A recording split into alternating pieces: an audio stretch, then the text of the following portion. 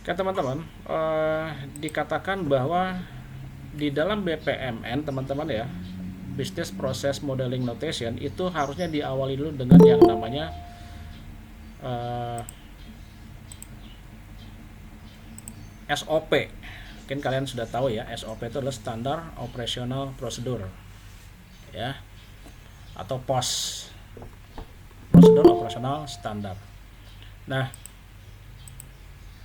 apa yang disebut dengan SOP itu adalah Standar Operational Procedure. Dikatakan bahwa cara terbaik, termudah, dan teraman di dalam melakukan suatu pekerjaan agar menghasilkan output yang berkualitas tinggi ya, berkualitas tinggi. Kalau kita mau melakukan sesuatu dengan menghasilkan output atau kualitas yang tinggi, maka kita harus berdasarkan SOP teman-teman. Semua harus ada aturan mainnya, aturan prosedurnya seperti apa. Maka dibuatlah yang namanya SOP ini, Standar Operational Operating Procedure. SOP-nya untuk kuliah tatap muka ada nggak? Ada, gitu ya. Yang harus disepakati dan dibuat oleh Permendikti atau pemerintah. SOP-nya seperti apa? Di dalam peraturan Menteri Pendayagunaan Aparatur Negara teman-teman, Permenpan ini yang terakhir teman-teman, tahun 2012 ya. Ini karena selaras dengan definisi menurut International Organization for Standardization atau ISO teman-teman, kalian sudah pernah juga dengar ISO ya, itu yang standarisasi tentang internasional. Standar Operating Procedure adalah serangkaian instruksi tertulis, dikatakan instruksi tertulis di sini, yang dibakukan mengenai berbagai proses penyelenggaraan aktivitas organisasi. Bagaimana, ya, kapan, di mana, dan oleh siapa. SOP harus menunjukkan variabel-variabel ini, teman-teman. Bagaimana SOP itu harus berlaku, atau ada bagaimana itu dilakukan, lalu kapan, ya, ada waktunya, ada tenggat waktunya, di mana, dan oleh siapa. Oke, yang berikutnya dari ini teman-teman, ya, saya apa dulu nih.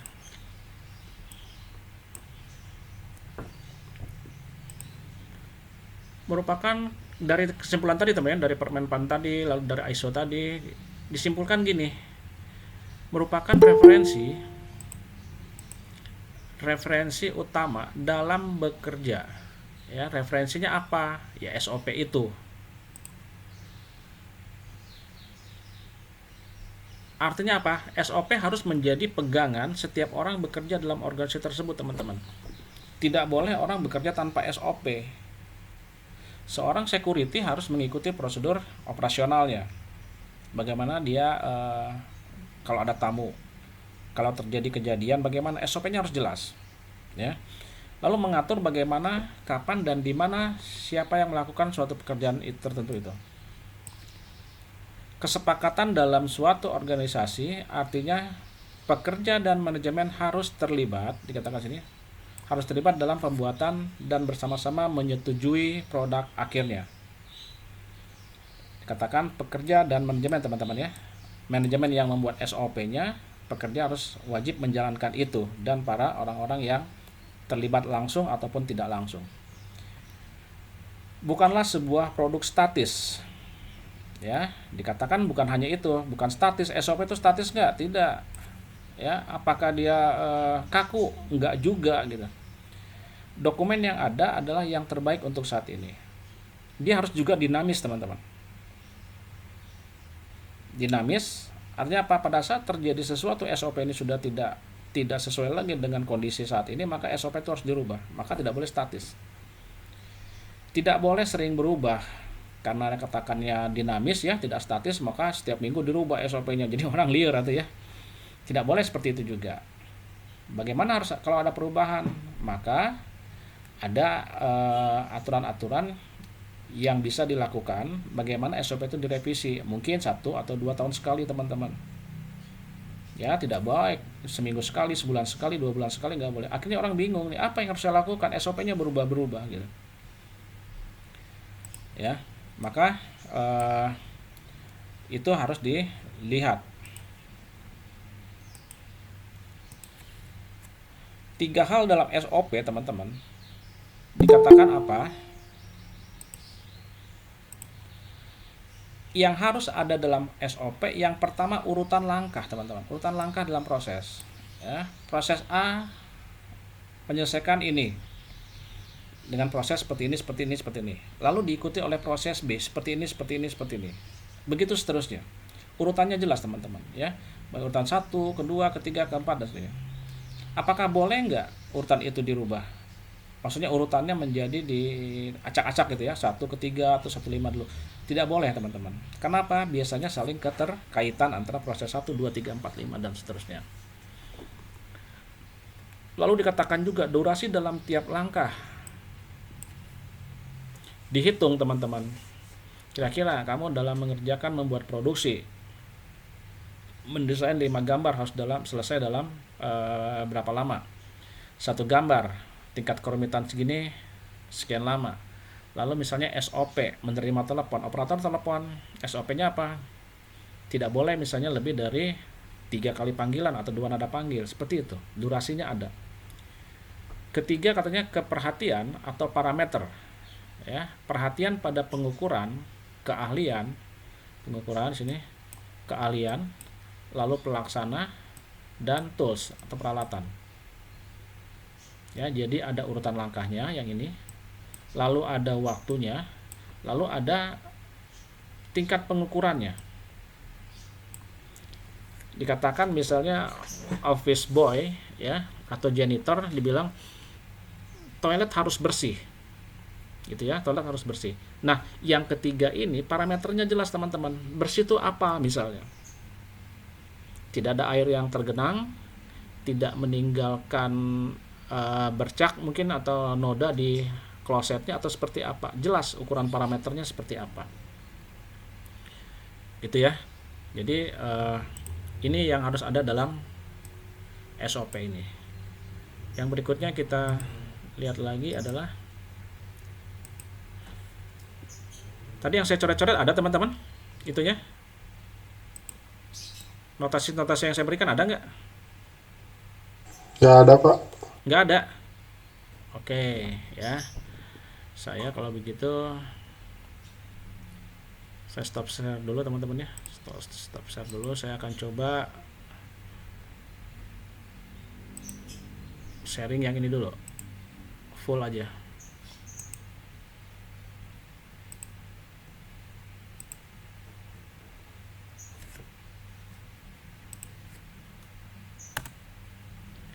Oke ya.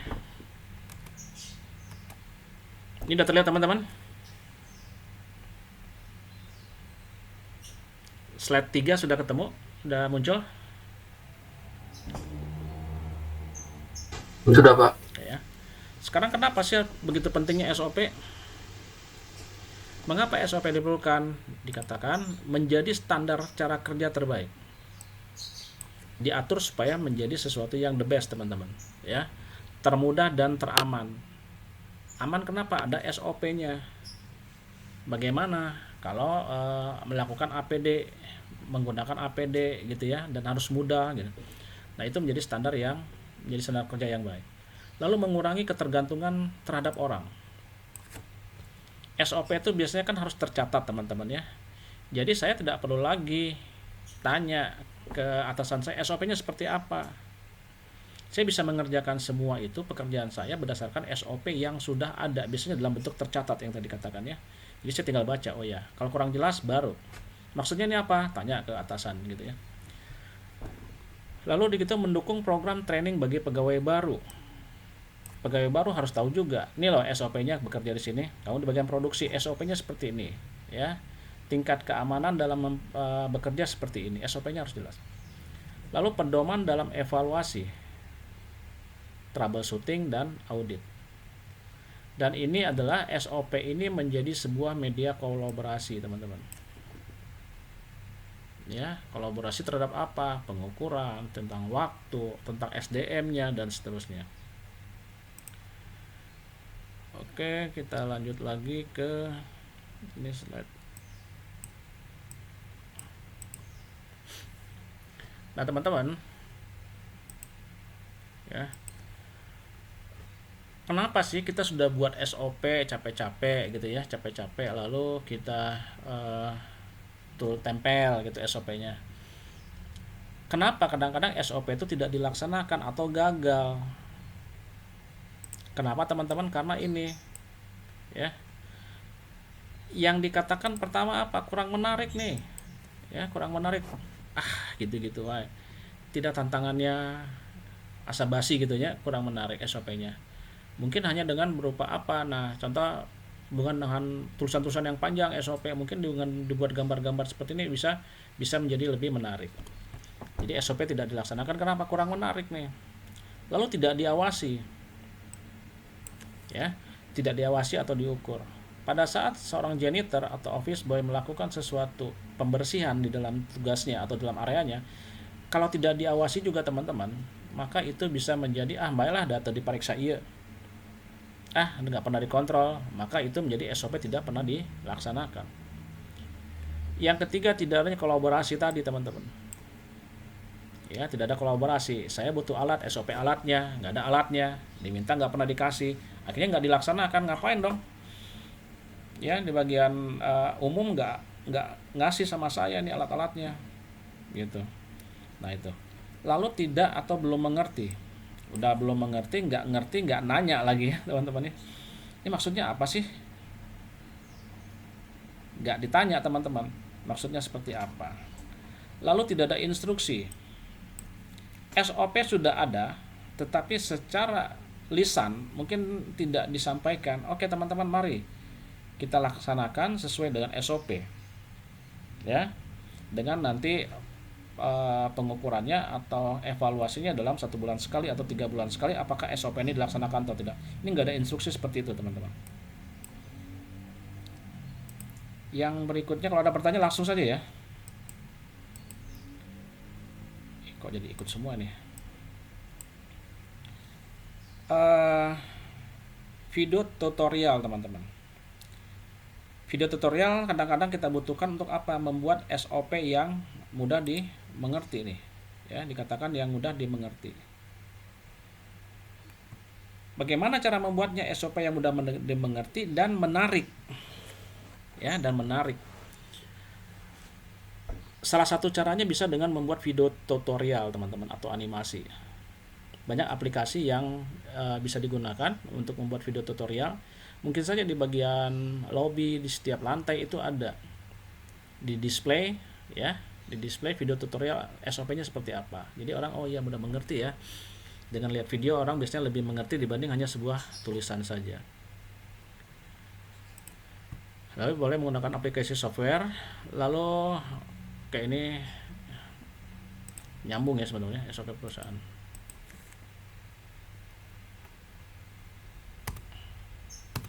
Oke. Lalu yang berikutnya adalah visualisasi gambar. Ini hampir sama dengan video tutorial animasi teman-teman. Atau kalau tanpa video berarti ya gambar-gambar seperti ini ya. Nah ini SOP-nya bahwa ini gitu. Supaya orang lebih menarik, biasanya orang lebih tertarik pada gambar visual dibanding hanya sebuah tulisan saja. Next. Nah, kenapa kita harus tahu SOP teman-teman? Karena BPMN itu akan selalu berdampingan, akan selalu dihadapkan dengan yang namanya SOP itu. Makanya kita harus tahu SOP-nya seperti apa dulu gitu ya. Nah, kita lihat BPMN itu apa sih? BPMN adalah sebuah standar untuk representasi grafis untuk menentukan dan menggambarkan proses bisnis. Ya, sekali lagi menggambarkan proses bisnis teman-teman. Yang dikeluarkan oleh siapa? Open Management Group, omg.org. Ya, OMG-nya bukan oh my god teman-teman ya. Open Management Group. BPMN versi terakhir yang setahu saya adalah dirilis pada 2013 teman-temannya, dengan versinya adalah 2.0.1. Hingga saat ini sudah banyak organisasi besar yang menerapkan standar BPMN untuk mewujudkan proses bisnisnya. Perusahaan-perusahaan besar teman-teman sudah beralih kepada business process management. Business process modeling. Ya. Oke, lalu BPMN digunakan untuk memberikan acuan bagi kementerian atau lembaga pemerintah daerah dalam menyusun standar. Nah, ini teman-teman. Ya. Kaitannya apa BPMN dengan SOP? Supaya apa? Dengan BPMN juga dapat menyusun standar operating procedure. Ya, berdasarkan aturan pemerintah tadi ya, pendayagunaan itu. Oke, kita lanjut lagi ke slide berikutnya.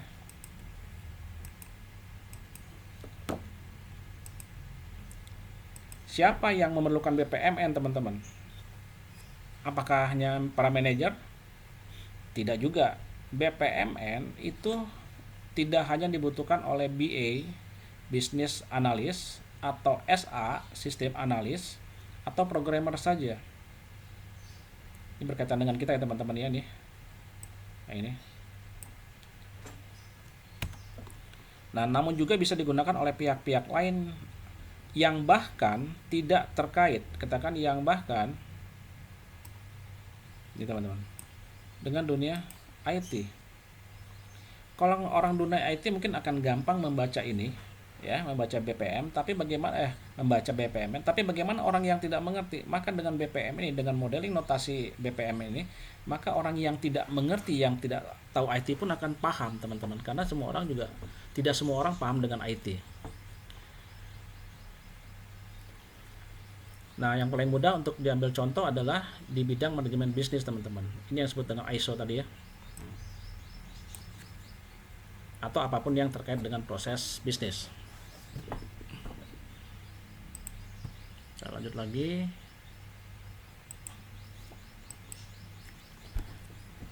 Kalau kalian lihat teman-teman, ya, notasi dasar BPMN, kita berbicara, nanti kalian akan membuat model pakai notasi dasar ini.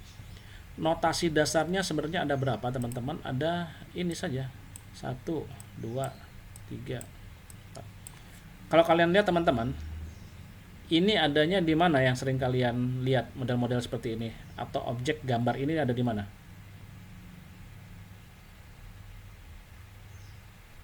Di mana ya? ERD flowchart, Pak. Flowchart ya. Oke. Nah, teman-teman, dikatakan pada flowchart, yang tahu flowchart pada umumnya orang-orang yang mengerti IT dengan tingkat kerumitannya. Tetapi dengan notasi dasar BPMN ini, maka dikasih disederhanakan supaya apa? Supaya ini semua dapat dibaca, teman ya. Dibaca. Supaya orang yang tidak mengerti itu dapat membaca apa yang menjadi aturan proses ini. Ada yang circle ya.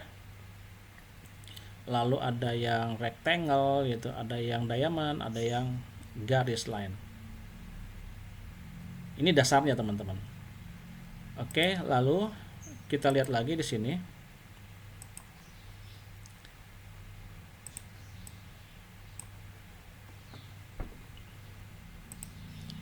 Dari yang tadi teman-teman, dari yang sini ya, ada 4 yang bulatan ini, lalu yang persegi dengan roundednya ya, dengan garis persegi panjang yang tidak siku, jadi dia melengkung di bagian ujung-ujungnya, lalu ada diamond, lalu ada garis ini, maka itu ada lagi pengembangannya teman-teman, notasi dasar BPM ini. Tetapi tetap itu akan lebih sederhana dibanding dengan flowchart itu sendiri. Kita akan tahu nanti yang disebut dengan flow object ya teman-teman ya. Flow object itu adalah elemen utama yang menggambarkan karakteristik dari sebuah proses bisnis. Apa yang ada di dalam flow object ini yaitu event, activities, dan gateway. Ya. Lalu apalagi yang ada dalam dari pengembangannya, ada yang disebut dengan connecting object. Connecting object ada 3 juga. Nah, teman-teman ya.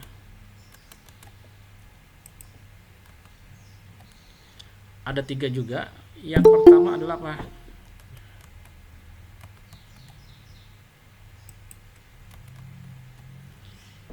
Yang ketiga apa sebenarnya? Alur sequence ya, sequential flow, lalu alur pesan, message flow, and the last adalah association.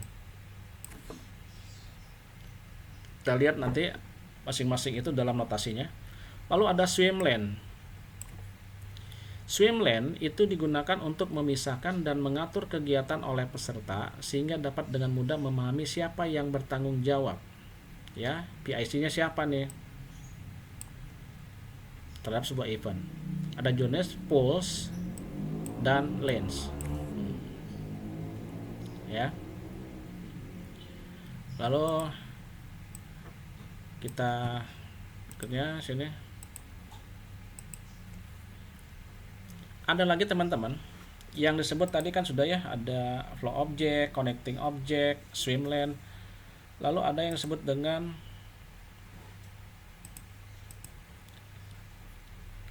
artefak. Nah, ya, artefak itu bukan peninggalan masa lalu ya teman-temannya, tapi artefak di sini apa? Elemen yang digunakan untuk memberikan informasi tambahan dari sebuah proses. Ada dua juga. Yang pertama group, lalu yang kedua adalah annotation teman-teman. Ya, grup itu apa? Ditampilkan sebagai kotak berlekuk yang tadi ya. Ini mengelilingi grup elemen untuk menunjukkan bahwa mereka terkait. Oke, ini saya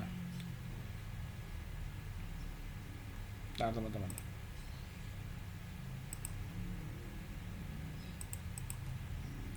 Oke ya. Ini saya hapus. Yang keduanya adalah annotation. Ini adalah untuk catatan teman-teman. Ya, diawali dengan satu tanda kurung buka untuk menyatakan komentar atau annotation.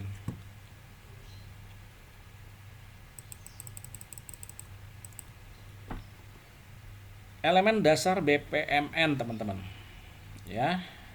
Di sini ada yang disebut dengan event, task or activities. Event, task or activities tadi, and gateway. Yang disebut dengan flow object tadi ya, ada 3 ya. Nah, teman-teman, kalau dilihat maka nanti dalam tugas kalian akan buat seperti ini juga. Kalian awali dengan ini nih ya, misalnya lingkaran ini. Ini adalah menandakan apa? Event menggambarkan sesuatu yang terjadi secara instan. Event ini. Lalu masuk yang namanya task. Unit kerja ya, unit kerja atomik atau aktivitas yang memiliki durasi. Memotong kayu misalnya 3 menit misalnya, ada durasinya di sini. Lalu ini flow, alirannya. Ini panah menggambarkan urutan aktivitas antara flow object. Ini hanya menunjukkan alir proses. Ini mah sebenarnya tidak usah ini ya teman-teman ya. Ini sudah familiar dengan kita. Lalu gateway, gerbangnya apa? Elemen yang mengendalikan alur dari eksekusi sebuah proses, teman-teman. Kalau kita pernah belajar conditional statement, teman-teman, maka conditional statement kan biasanya menggunakan if ya. Nah, ini adalah seperti gerbang if-nya, teman-teman. Ya, ini adalah seperti gerbang if-nya. Kondisi logikanya adalah gateway-nya. If true, if false. Oke, sekarang kita lanjut ke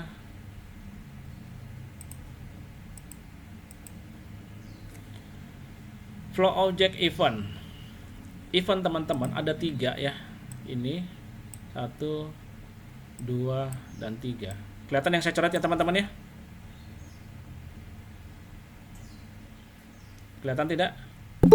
Kelihatan, Pak. Kelihatan, Pak. Ya, ada yang masuk lagi nih kayaknya nih. Sebentar. Ada 3 teman-teman. Jadi terdapat 3 tipe event berdasarkan waktu proses ya. Yang pertama start event. Awal mulai sebuah proses. Berarti teman-teman, kalian harus membuat ini adalah prosesnya seperti ini. Ini lingkaran ya. Lalu start event ya, mulai dari sini ya, start ya. Start event ya. Nah, ini start event. Lalu nanti ada lagi intermediate event. Terletak antara start dan end. Ya. End-nya mana yang ini? Ini hampir sama teman-teman ya. Kalau yang end event berarti dia lebih tebal teman-teman garisnya nih. Ya, di sini lebih tebal nih. Nah ini, nah gitu ya, lebih tebal ya. Harus dibedakan mana yang start, mana yang end, kelihatan. Sedangkan yang intermediate yang ini, dia sama dengan SE, tetapi dia 2 gitu garisnya, double line, gitu ya. Ini harus diperhatikan ya, start, lalu intermediate-nya sama end. Oke, kita lanjut lagi. Sekarang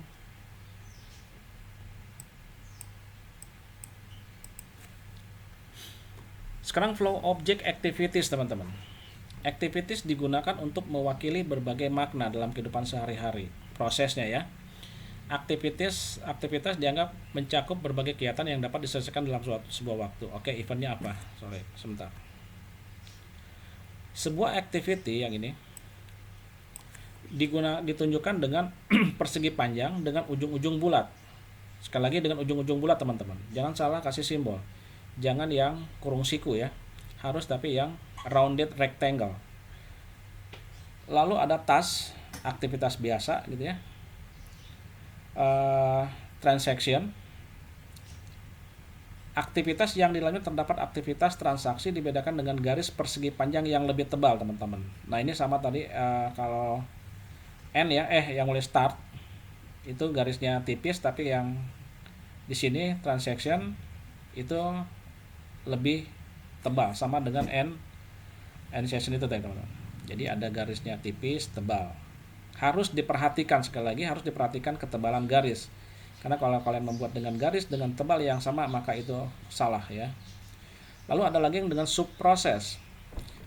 Subproses sama dengan task atau subtask, tetapi ada lambang ini, teman-teman. Di tengahnya ada lambang plusnya. Itu ya. Lambang plusnya. Itu yang berhubungan dengan activities. Nah, lalu kita coba masuk lagi yang flow object yang dimaksud dengan gateway. Gateway apa? Gerbang. Gateway mendefinisikan semua tindakan arus urutan proses bisnis. Sebuah gateway kadang-kadang memainkan salah satu dari 2 peran, ya. Kayak main drama ya, teman-teman ya. Asal jangan drama Korea ya.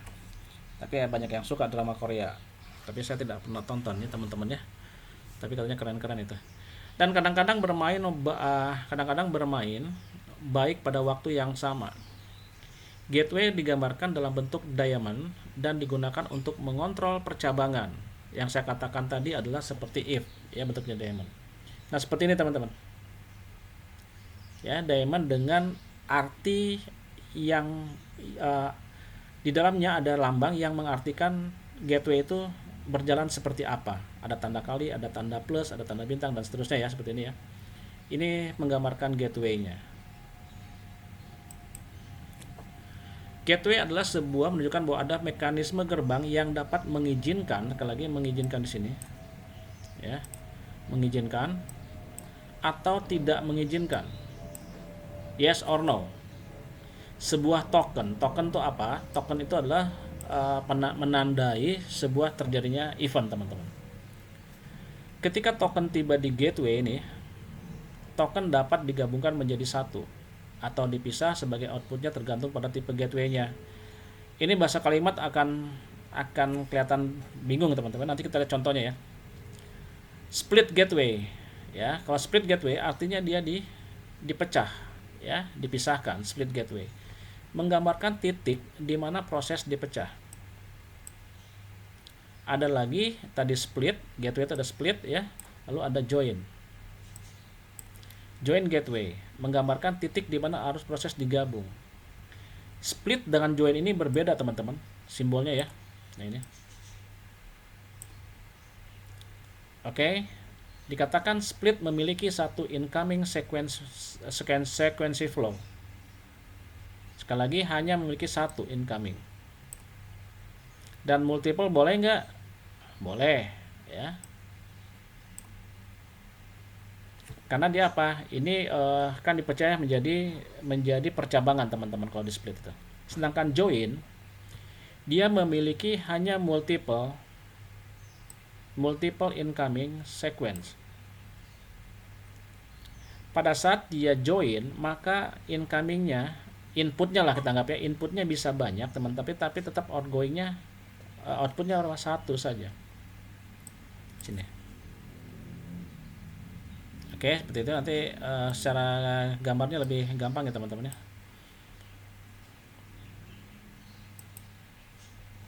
Lihat lagi di sini.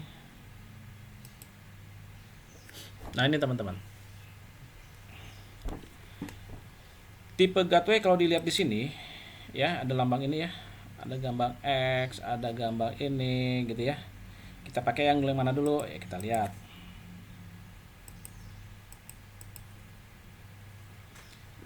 Yang pertama itu ada yang namanya XOR. Pernah dengar ini nggak teman-teman? Ini kalian pernah dengar di mana?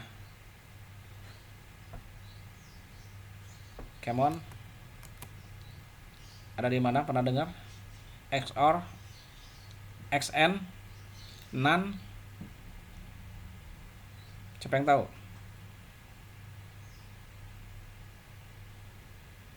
Halo.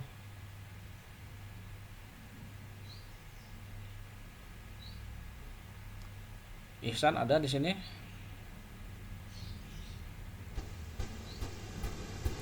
Fauji gimana? Pernah dengar bahasa itu XOR atau OR?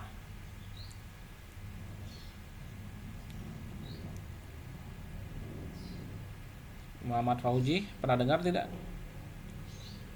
Pernah, Pak. Di mana itu?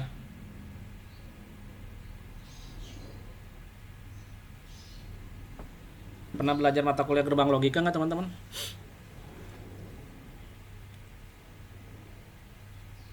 Raymond? Pernah belajar gerbang logika? Belum, Pak. Masa sih? Udah semester akhir loh kalian ini. Gerbang logika OR, AND gitu. Belum pernah dengar juga, Pak. Iya gitu. Pernah, Pak. Pernah ya, mungkin lupa ya. Ini sama teman-teman. Ya, sama. Jadi ada XOR, tapi nggak serumit teman-teman ya dari algoritma atau flowchart. XOR menunjukkan lokasi dalam proses bisnis di mana sekuensi flow dapat mengambil dua atau lebih jalur alternatif teman-teman. Ya, XOR ini itu dilambangkan dengan apa? Ini teman-teman. Nah, ini kan tadi bentuknya diamond ya. Nah, gini ya. Nah, diamond seperti ini kalau kalian membuat gerbang XOR, maka harus ada lambang kali. Ya, jadi ada diamond lalu dalamnya X. Lalu hanya satu jalur yang dapat diambil, teman-teman. Yang dapat diambil dari apa? Dari kondisi ini. Sama yang saya katakan tadi, logical function. If, yes or no. Kan nggak bisa yes atau no itu, kondisi yes itu atau kondisi no itu dijalankan dua-duanya, nggak mungkin kan ya teman-teman ya. Betul tidak? Betul, Pak. Ya, nah gini ya teman-teman. XOR itu seperti gini. Contoh gini ya, sini accept card ya. Ini coba saya agak misalkan kurang jelas. Ya, oke, approve credit ya. Approve credit di sini. Apakah disetujui nggak nih kartunya? Dia masuk ke gateway sini teman-teman, masuk sini, ya, diperiksa di sini. Kondisi sini disebut dengan exclusive gateway XOR, lambangnya X. Nah, kalau kondisi tidak disetujui teman-teman, tidak disetujui ini, maka dia ke sini. Ini kondisi no ya, kondisi no. Nah, dia ke sini larinya, sini, lalu sini. Tidak diterima, maka dia kasih pesan apa? Kasih send rejection itunya, notifnya ya. Tetapi kalau dia kondisinya yes teman-teman, maka setelah di accept card ini dia prosesnya ke sini. Nah, ini adalah kondisi Y. Yes ke arah biru, no ke arah merah. Kalian harus menggunakan yang namanya XOR ini. percabangan ya. Ini kan gampang ya teman-teman ya. Kalau di algoritma di flowchart juga hampir sama, tapi kan menggunakan diamond juga. Nah seperti itu yang dimaksud dengan exclusive gateway. Oke, kita masuk lagi ke yang namanya ini parallel gateway ya, atau disebut dengan N. Ini berbanding terbalik dengan XOR teman-teman. Kalau kita lihat di sini ya, saya perbesar dulu sini. Ya teman-teman ya. Sekarang kalau dilihat bahwa apa?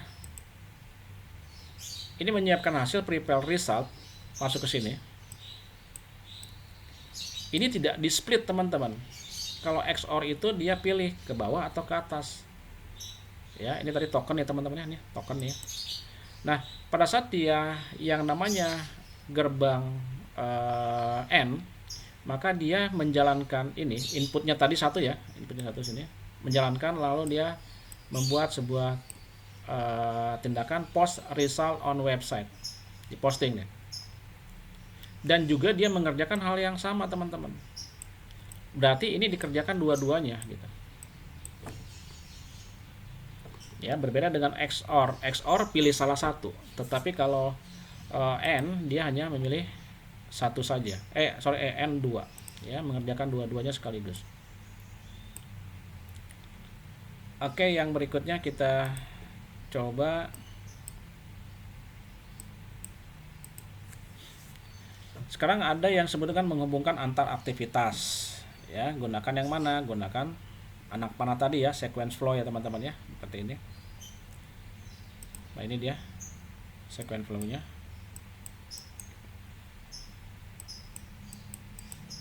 Lalu kita lihat di sini adalah startnya ya, lingkaran dengan single line. Di sini adalah end-nya. Nah jadi prosesnya seperti ini. Start masuk, contohnya ini send invoice, sequence flow-nya masuk ke receive payment, lalu masuk lagi sequence flow-nya ke accept payment, diterima pembayarannya ya. Namun umumnya sebuah aktivitas memiliki satu sequence flow yang masuk dan satu sequence flow yang keluar, seperti ini teman-teman ya, satu. Setiap proses harus memiliki minimal satu start. Oke, ini ya, yang menunjukkan kapan dan di mana proses dapat dimulai, dan sebuah end event yang mana ini. Jadi wajib hukumnya gitu. Oke ya, seperti itu ya teman-teman ya. Itu antara kita dengan menggunakan anak panah saja. Activity behavior ya, pendekatan aktivitasnya seperti apa? Ketika proses dimulai pada start event, kita menggunakan istilah token teman-teman yang tadi dikatakan.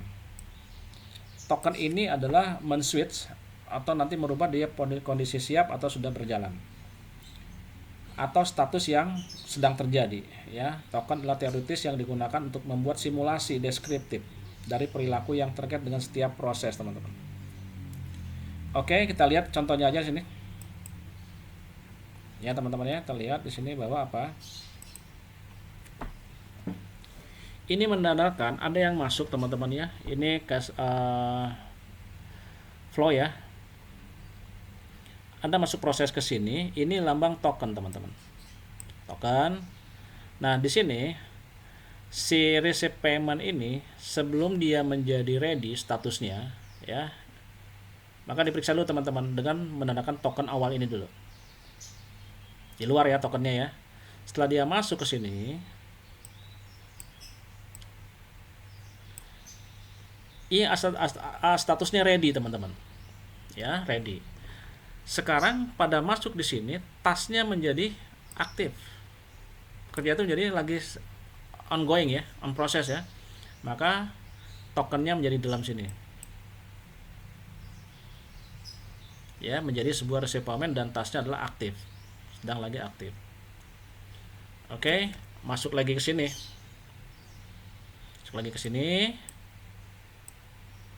Nah, pada saat dia tadi statusnya ready, lalu aktif, lalu sampai di sini terakhir setelah diterima pembayarannya, paymentnya, maka tokennya menjadi komplit. Ya teman-temannya, seperti itu ya proses pembuatannya.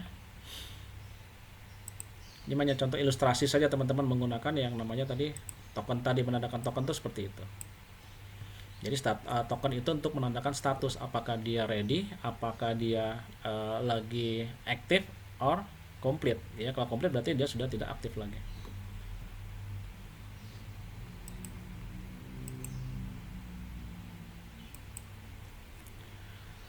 Default condition teman-teman. Satu cara untuk memastikan bahwa proses tidak terjebak pada exclusive gateway adalah dengan menggunakan default condition. Default condition biasanya itu dinyatakan dengan yes teman-teman, dengan kondisi true-nya. Ya, berarti semua dijalankan dengan menggunakan status true. Oke, kita lihat di sini sama ya seperti flowchart teman-teman ya. Nah, ini payment. Lalu kalau paymentnya oke, masuk di sini teman-teman. Dia masuk sini, payment ya. Ini kira-kira simbol apa yang masukin sini teman-teman?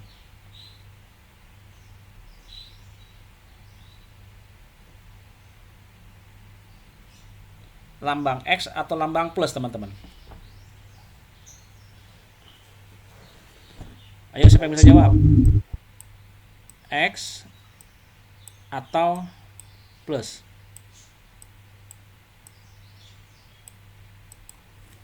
Di sini ini kan kondisi nih teman-teman ya, harus dimasukin nih. Ini ada 3 cabang.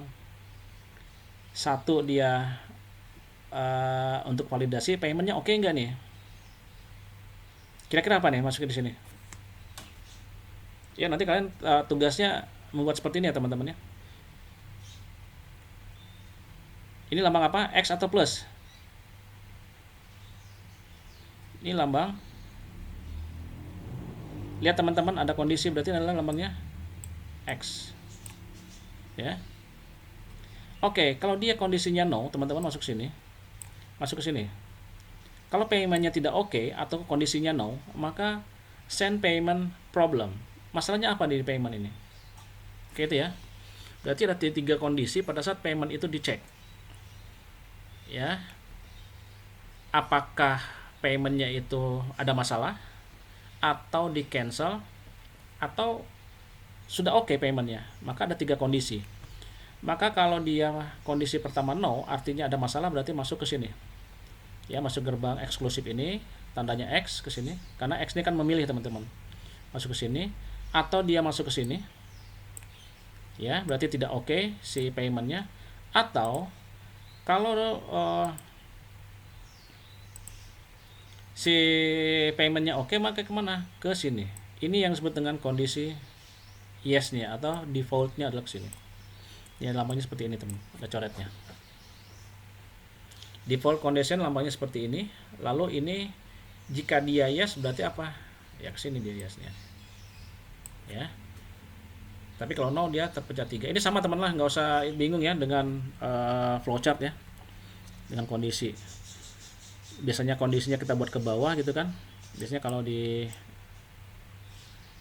algoritma kan gini ya. Di sini yes. Atau di flowchart sini no, misalnya gitu. Betul kan? Nah, ini di flowchart. Tapi kalau di BPMN modelnya seperti ini. Kita lanjut lagi.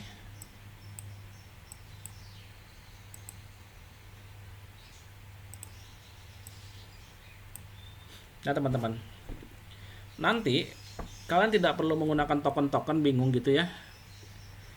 Kalian buat aja nanti gini kalau tugasnya berhubungan seperti ini teman-teman.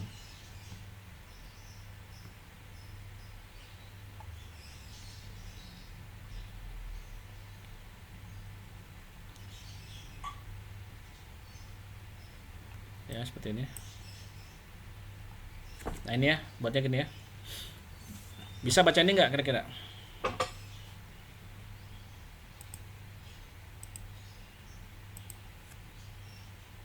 Ya, kalian harus membuat seperti ini teman-teman.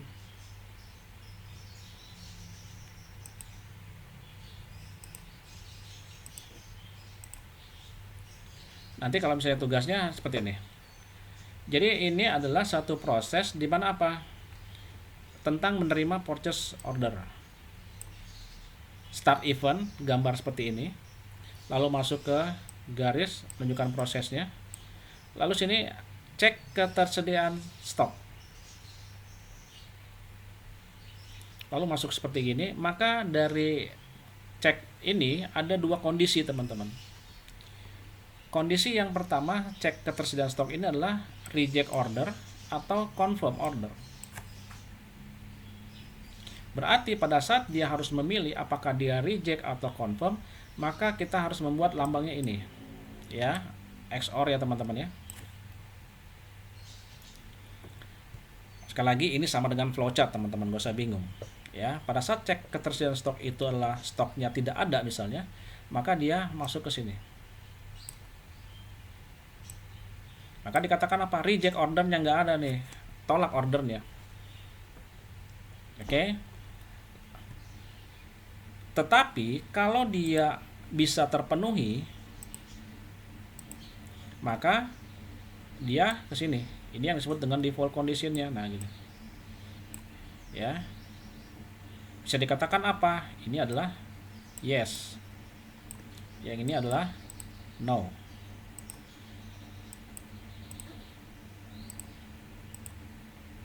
Ini kondisi no, teman-teman. Nah, setelah masuk ini, nah pada saat dia cek ketersediaan stoknya nggak ada, masuk ke sini ke warna merah ini, lalu reject ordernya teman-teman, maka proses selesai. Lambangnya nih ya. Nah. Tetapi bagaimana kalau stoknya ada dan confirm? Oke, dia masuk ke sini. Ya, dicek lagi teman-teman. Kalau confirm ordernya diterima, maka lambangnya bukan X ya. Berarti ini kita bisa melihat, orang awam bisa melihat ini adalah dua tindakan yang dilakukan bersamaan teman-teman. Dia ke sini. Oke. Lalu dia masuk ke sini. Apakah dipilih pekerjaannya? Tidak. Karena lambangnya apa? Ini plus. Ya. And join tadi ya. Confirm order, maka dia akan melaksanakan apa? Confirm invoice ke bagian penjualan. Lalu yang ini sekaligus kirim barang teman-teman. Jadi bisa dua pekerjaan, kirim invoice-nya lalu kirim barang. Dua-duanya dilakukan. Oke, dua-duanya harus dilakukan. Nah, kirim invoice masuk ke sini. Ya. Kirim barang juga masuk ke sini. Berarti yang tadi ini satu, ya, satu aliran flow-nya masuk satu, outputnya dua. Itu ya. Kalau yang ini inputnya dua, kirim invoice dan kirim barang menjadi satu. Nah, outputnya satu. Tandanya plus juga ini. Berarti dilakukan dua-duanya. Ya, dari dua ini lakukan dua-duanya menjadi satu,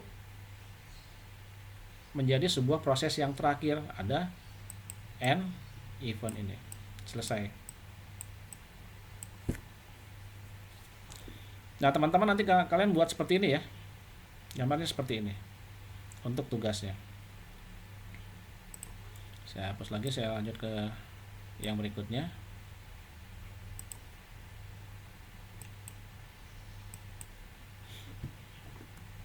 Ini teman-teman. Ya.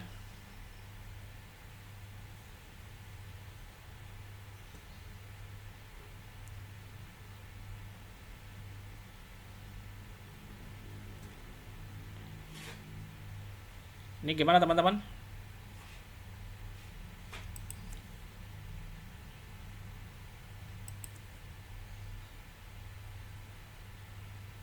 Ada yang mau tanyakan lo tentang soal ini?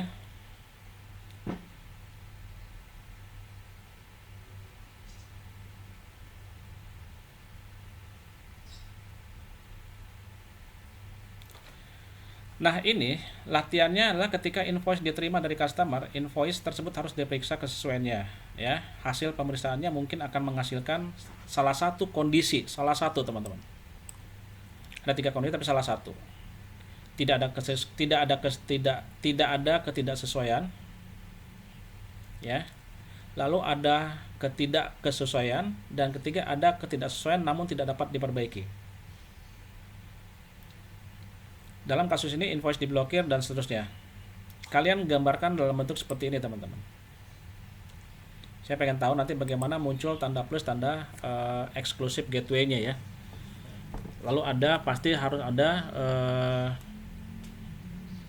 start eventnya sama end eventnya. Seperti ini. Dikumpulkannya sekarang juga. Jawaban dalam bentuk MS Word, PDF atau tulisan tangan yang difoto atau di-scan. Alur proses harus dalam bentuk BPMN, teman-teman ya. Dikumpulkan via email. Email saya tahu nggak, teman-teman? Tahu, Pak. Oke ya, yang Unibi ya, teman-teman ya. Ini saya buat lagi.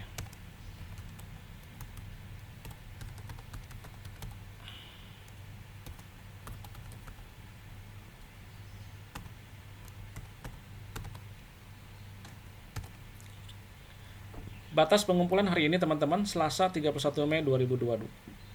Maksimal pukul 12.